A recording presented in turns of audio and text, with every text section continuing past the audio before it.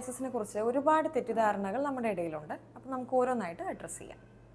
ആദ്യത്തേത്, സോറിയാസിസ് ഒരു പടരുന്ന അല്ലെങ്കിൽ ഇൻഫെക്ഷ്യസ് ആയിട്ടുള്ള ഒരു അസുഖമാണോ എന്നുള്ളതാണ്.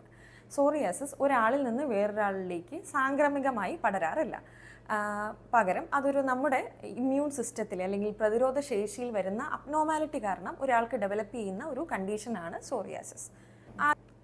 രണ്ടാമത്തെ ചോദ്യം, സോറിയാസിസ് സ്കിന്നിൽ മാത്രം ലിമിറ്റഡായി, അതായത് തൊലിപ്പുറത്ത് മാത്രം വരുന്ന ഒരു അസുഖമാണോ എന്നുള്ളതാണ്. സോറിയാസിസ് ഒരു മൾട്ടി സിസ്റ്റം ഡിസീസാണ്. അതിൻ്റെ മേജറായിട്ട് നമ്മൾ കാണുന്നത് സ്കിൻ ലിമിറ്റഡ് ആയിട്ടുള്ള ഒരു കണ്ടീഷൻ എന്ന് മാത്രമാണ്. അതായത് തൊലിപ്പുറത്ത് പല ഭാഗങ്ങളിൽ സോറിയാസിസ് വരാം, അതുപോലെ നഖങ്ങളിൽ വരാം, ജോയിൻറ്റുകളിൽ അല്ലെങ്കിൽ സന്ധിയിൽ വന്നിട്ട് ജോയിൻറ്റ് ആർത്രൈറ്റിസ് ഡെവലപ്പ് ചെയ്യാം. അല്ലാണ്ട് ഇൻഡയറക്റ്റ് ആയിട്ട് ഹാർട്ടിനെ അല്ലെങ്കിൽ ലിവറിനെ അങ്ങനെ മെറ്റബോളിക് ആയിട്ടുള്ള പല ആന്തരിക അവയവങ്ങളെയും സോറിയാസിസ് ബാധിക്കും. സോറിയാസിസ് പാരമ്പര്യമായി കിട്ടാമോ? പാരമ്പര്യമായി കിട്ടാൻ സാധ്യത കൂടുതലാണ് സോറിയാസിസിന്. അതായത് ഒരു ലൈഫ് ടൈമിൽ സോറിയാസിസിൻ്റെ ഒരു ഫാമിലി ഹിസ്റ്ററിയും ഇല്ലാത്ത ഒരാൾക്ക് സോറിയാസിസ് വരാനുള്ള സാധ്യത 4% അമ്മയ്ക്കോ അച്ഛനോ ഒരാൾക്കെങ്കിലും സോറിയാസിസ് ഉണ്ടെങ്കിൽ ആ ആൾക്ക് വരാനുള്ള സാധ്യത 28%. എന്നാൽ ഇതുകൊണ്ട് അച്ഛനോ അമ്മയ്ക്കോ സോറിയാസിസ് ഉള്ളത് കൊണ്ട് നമുക്കത് വരണം എന്നില്ല. ഇനി ജനിതകമായ കാരണങ്ങളല്ലാതെ വേറെ എന്തെങ്കിലും എക്സ്റ്റേണൽ ആയിട്ടുള്ള കാര്യങ്ങൾ സോറിയാസിസിനെ കൂട്ടാൻ കാരണമാകുമോ എന്ന് നോക്കാം. നമ്മുടെ ശരീരത്തിൽ വരുന്ന ചില ഇൻഫെക്ഷൻസ്, റെസ്പിറേറ്ററി ഇൻഫെക്ഷൻസ്, ടോൺസിലൈറ്റിസ് പോലെയുള്ള ഇൻഫെക്ഷൻസ്, ഇതെല്ലാം സോറിയാസിസ് വരാൻ സാധ്യതയുള്ള ആൾക്കാർക്ക് അത് പ്രസിപ്പിറ്റേറ്റ് ചെയ്യാൻ, അതായത് വേഴ്സൺ ചെയ്യാനോ അല്ലെങ്കിൽ ആദ്യമായി പ്രകടിപ്പിക്കാനോ ഉള്ള ഒരു സാധ്യത ഉണ്ടാക്കാറുണ്ട്. ഇനി ചില മരുന്നുകൾ ഹാർട്ടിന് വേണ്ടി ഉപയോഗിക്കുന്നത്, സൈക്യാട്രിക് അസുഖങ്ങൾക്ക് വേണ്ടി ഉപയോഗിക്കുക അല്ലെങ്കിൽ പെയിൻ മെഡിക്കേഷൻസും സോറിയാസിസ് വേഴ്സൺ ചെയ്യാൻ കാരണമാകും.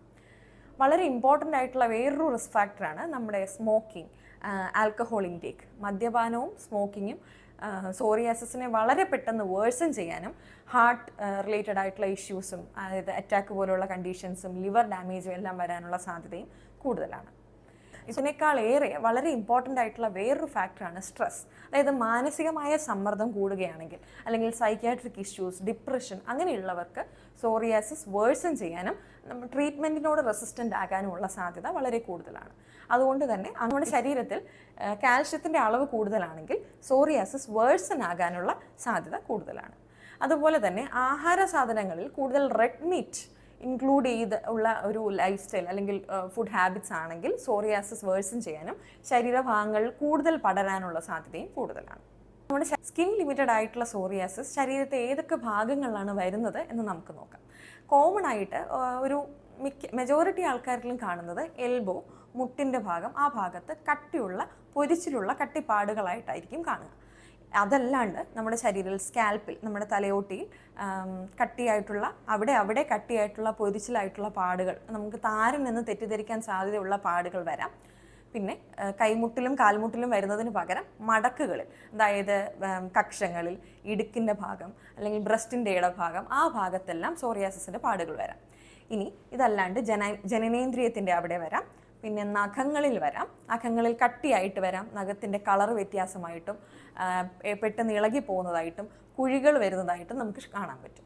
ഇതൊന്നുമല്ലാണ്ട് ജോയിൻറ്റുകളിൽ, അതായത് കോമണായി കാണുന്നത് മുട്ട്, കൈമുട്ട്, കാൽമുട്ടിൻ്റെ ജോയിൻറ്റുകൾ, വിരലുകളുടെ ജോയിൻറ്റുകളിൽ, ഇതെല്ലാം സോറിയാറ്റിക് ആർത്രൈറ്റിസ് അല്ലെങ്കിൽ വാതം വരാനുള്ള സാധ്യതയുണ്ട്.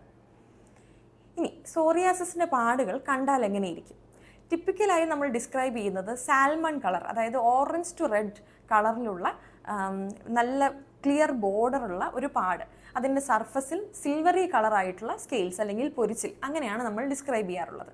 മെജോറിറ്റി ആൾക്കാരിലും ഇത് തന്നെയാണ് കാണുന്നത്. പക്ഷേ ഇന്ത്യൻ സ്കിന്നിൽ കുറച്ചും കൂടി ഒരു റെഡിഷ് ബ്രൗൺ അപ്പിയറൻസ് അല്ലെങ്കിൽ ഡാർക്കർ ആയിട്ടുള്ള അപ്പിയറൻസ് ആയിരിക്കും ഈ പാടുകൾക്ക് ഉണ്ടാവുക. ഇതല്ലാതെ കുട്ടികൾക്ക്, അതായത് ഇൻഫെക്ഷനുമായി ബന്ധപ്പെട്ട് സോറിയാസിസ് ട്രിഗർ ആകുമ്പോൾ കുട്ടികളെ കാണുന്നത് മഴത്തുള്ളികൾ പോലെയുള്ള ചെറിയ ചെറിയ ചുവന്ന പാടുകളായിട്ടായിരിക്കും ശരീരത്തിൽ കാണാൻ പറ്റുക. ഇനി ചില ആൾക്കാർക്ക് വളരെ കട്ടിയുള്ള, അതായത് ഷെല്ല് പോലെയുള്ള അല്ലെങ്കിൽ ആസ്ബസ്റ്റോസ് ഷീറ്റ് പോലെ അല്ലെങ്കിൽ ഷെല്ല് പോലെ ഡിസ്ക്രൈബ് ചെയ്യാൻ പറ്റുന്ന സോറിയാസ്റ്റിക് പാടുകളും വരാറുണ്ട്. ഇനി സോറിയാസിസ് ലൈഫ് ത്രെറ്റനിങ് ആണോ? അതായത് നമ്മുടെ ജീവന് അപകടം പറ്റുന്ന രീതിയിൽ സോറിയാസിസ് മാറാറുണ്ടോ? Psoriasis as such life threatening അല്ല, പക്ഷേ അതിൻ്റെ രണ്ട് വകഭേദങ്ങൾ ലൈഫ് ത്രെറ്റനിങ് അല്ലെങ്കിൽ ഡേഞ്ചറസ് ആകാൻ സാധ്യതയുണ്ട്. അതായത് അൺസ്റ്റേബിൾ ആയിരിക്കുന്ന, അതായത് വളരെ ആക്റ്റീവ് ആയിട്ടിരിക്കുന്ന സോറിയാസിസിൽ നമ്മൾ പ്രോപ്പർ ആയിട്ടുള്ള ട്രീറ്റ്മെൻറ്റ് എടുക്കാതെ, അല്ലെങ്കിൽ നമ്മൾ പലയിടത്തു നിന്നും കേൾക്കുന്ന പല ചികിത്സ, ഒറ്റമൂലികൾ, അങ്ങനെ പല ട്രീറ്റ്മെൻറ്റുകൾ എടുക്കുമ്പോൾ ഈ സോറിയാസിസ് ഒറ്റയടിക്ക് വേഴ്സായി 2 രീതിയിൽ പുറത്തു വരാറുണ്ട്. ഒന്ന്, 90% സ്കിന്നിനെ ഇൻവോൾവ് ചെയ്യുന്ന രീതിയിൽ എക്സ്ഫോളിയേറ്റീവ് ഡെർമറ്റൈറ്റിസ് എന്നുള്ള രീതിയിൽ വരാം. അങ്ങനെ വരുമ്പോൾ നമ്മുടെ സ്കിന്നിൻ്റെ നോർമൽ ഫങ്ഷൻ അതിന് ചെയ്യാൻ പറ്റാതാകുന്നു. അതായത് നമ്മുടെ ശരീരത്തിൻ്റെ ടെമ്പറേച്ചർ മെയിൻറ്റെയിൻ ചെയ്യാൻ പറ്റുന്നില്ല, ശരീരത്തിൽ നിന്ന് ബാക്ടീരിയ ഒന്നും അകത്ത് കടക്കുന്നത് പ്രിവെൻറ്റ് ചെയ്യാൻ പറ്റുന്നില്ല, അല്ലെങ്കിൽ നമ്മുടെ ശരീരത്തിൽ നിന്ന് വെള്ളവും ധാതുക്കളും പുറത്തോട്ട് നഷ്ടപ്പെടുന്ന കാർഡിയാക് ഫെയിലർ വരെ ഉണ്ടാക്കാൻ പറ്റുന്ന രീതിയിലുള്ള ഡേഞ്ചറസ് ആയിട്ടുള്ള ഒരു കണ്ടീഷനിലേക്ക് ഈ എക്സ്ഫോളിയേറ്റീവ് ഡെർമറ്റൈറ്റിസ് മാറാം. ഇനി വേറൊരു സിമിലർ ആയിട്ടുള്ള കണ്ടീഷനാണ് പസ്റ്റുലാർ സോറിയാസിസ്. അതായത് ശരീരം മുഴുവൻ പഴുപ്പ് കുരുക്കൾ പോലെ, ദേഹം മുഴുവൻ വളരെ മൈക്രോസ്കോപ്പിക് ആയിട്ട് കുഞ്ഞു കുഞ്ഞു പഴുപ്പ് കുരുക്കളായിട്ട് നമുക്ക് കാണാൻ പറ്റും. അത് വളരെ ഡേഞ്ചറസ് ആയിട്ടുള്ള കണ്ടീഷനാണ്. ഇത് രണ്ടിനും ICU മാനേജ്മെൻറ്റ് അല്ലെങ്കിൽ ഒരു പ്രോപ്പർ ഇൻപേഷ്യൻ്റ് അഡ്മിറ്റ് ചെയ്തുള്ള മാനേജ്മെൻറ്റ് തന്നെ വേണ്ടി വരും. ഹൃദയ സംബന്ധമായ, അതായത് അറ്റാക്ക് പോലെയുള്ള ഹാർട്ട് ഡിസീസസ് വരാനുള്ള സാധ്യത കൂടുതലാണ്. ലിവറിൽ ഫാറ്റി ലിവർ, അല്ലാതെ കൊളാഞ്ചൈറ്റിസ് എന്ന് പറയുന്ന കണ്ടീഷൻ വരാനുള്ള സാധ്യതയും വളരെ കൂടുതലാണ്. ഇതിന് കാരണം സോറിയാസിസ് കാരണം മെറ്റബോളിക് ആയിട്ടുള്ള കുറേ അബ്നോർമാലിറ്റി ശരീരത്തിൽ ഉണ്ടാകുന്നു. അത് കാരണം കൊളസ്ട്രോളിൻ്റെ അളവ് ബാക്കിയുള്ളവരെക്കാൾ കൂടുതലാകാനുള്ള സാധ്യതയും ഇവർക്ക് കൂടുതലാണ്. ഇനി സോറിയാസിസ് കംപ്ലീറ്റ്ലി ക്യൂറബിൾ ആയിട്ടുള്ള, അതായത് മൊത്തമായി ട്രീറ്റ് ചെയ്ത് ഡിസപ്പിയർ ചെയ്യുന്ന ഒരു അസുഖമാണോ? സോറിയാസിസ് ആസ് സച്ച് ഒരു കംപ്ലീറ്റ്ലി ക്യൂറബിൾ ആയിട്ടുള്ള അസുഖമല്ല. അതായത് ഒരിക്കൽ ട്രീറ്റ് ചെയ്ത് കംപ്ലീറ്റ് ആയിട്ട് റെമിഷൻ, അതായത് മാറിക്കഴിഞ്ഞാലും ഇനി വരില്ല എന്ന് നമുക്ക് ഉറപ്പ് പറയാൻ പറ്റില്ല. നമ്മുടെ പല എക്സ്റ്റേണൽ ട്രിഗേഴ്സ്, നമ്മൾ മുമ്പ് ഡിസ്കസ് ചെയ്ത പോലെ ഇൻഫെക്ഷൻസ് വരുമ്പോഴോ, അല്ലെങ്കിൽ ഫുഡ് ഹാബിറ്റ്സ് ചേഞ്ച് ചെയ്യുമ്പോഴോ, സ്ട്രെസ്സ് വരുമ്പോഴോ, അങ്ങനെ പല കാരണങ്ങൾ കൊണ്ടും ട്രിഗർ ആകാനുള്ള സാധ്യതയുണ്ട്. നമുക്ക് ചെയ്യാൻ പറ്റുന്നത് പ്രോപ്പറായിട്ടുള്ള ട്രീറ്റ്മെൻറ്റ് കൊണ്ട് കംപ്ലീറ്റ് ആയിട്ട് ഒരു റെമിഷൻ ഫേസിൽ, അതായത് ഒരു പാടുകളും ലൈഫ് സ്റ്റൈലിനെ ഒരു രീതിയിലും ബാധിക്കാത്ത രീതിയിൽ സോറിയാസിസിനെ നമുക്ക് മുന്നോട്ട് കൊണ്ടുപോകാൻ പറ്റും. വിത്ത് പ്രോപ്പറായിട്ടുള്ള ഒരു ഹാബിറ്റ്സ്, വർക്കൗട്ട്, ലൈഫ് സ്റ്റൈൽ, വേറെ റിസ്ക് ഫാക്ടേഴ്സ് ഒന്നും, എക്സ്റ്റേണൽ ആയിട്ടുള്ള റിസ്ക് ഫാക്ടേഴ്സ് ഒന്നും ഇല്ലാതെ നമുക്ക് ലൈഫ് നോർമലി തന്നെ മുന്നോട്ട് കൊണ്ടുപോകാൻ പറ്റും.